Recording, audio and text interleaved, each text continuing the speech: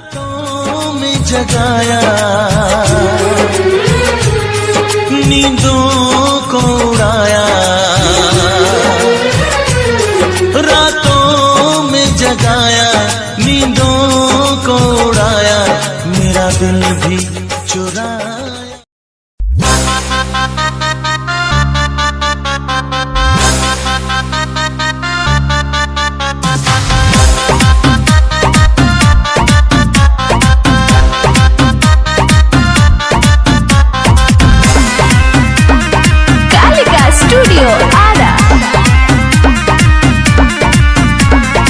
ऐसे न संगे हमरा कोई कुंवर, नाश्ता कराई के सुतवलू दुआर। अच्छा। प्रेमावा के नैया न चढ़े दिलू धार, को मोहलू न अपना यार। आज भर रुक जा, मड़ई में ढुक जा, आइल बड़ा मिले तो जरा के बीड़ी फूक जा।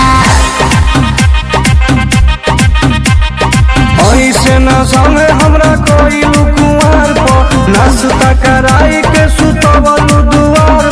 प्रेमावा के नैया न चढ़े दिलू धार, को मोहलू न अपना यार। आज भर रुक जा, मड़ई में ढुक जा,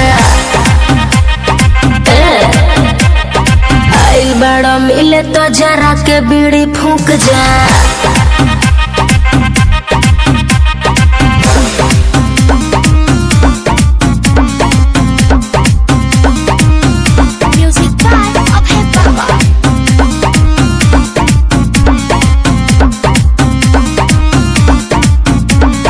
घर ही बोलाइब जब सब लोग सूती, गरम महल हई बन जब बूती। जैसे करहिया में खद केला तेल हो, ओ सही खद खतनी हम अकेल हो। आज भर रुक जा, मड़ई में ढुक जा, आइल बड़ा मिले तो जरा के बीड़ी फूक जा।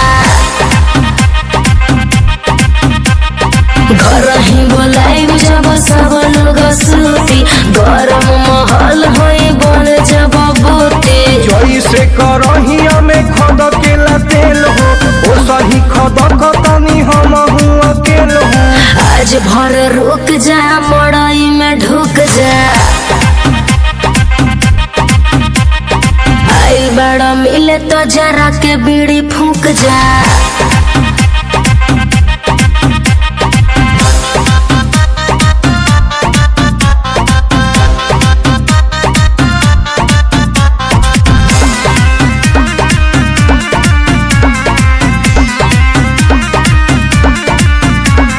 दस बजे सझिया से 4 बजे भोर ले, पाकल पपीता के खोदी हत ठोर ले। दिन के बादल सधाइले हम आज हो, सुनी टुनटुनावा। अरे दिल साफ और पैर में काला डोरा है, अजी दिल साफ और पैर में काला डोरा है, और पूरी दुनिया को हैंग कर जाएगा। यो गांव का देसी छोरा है यार।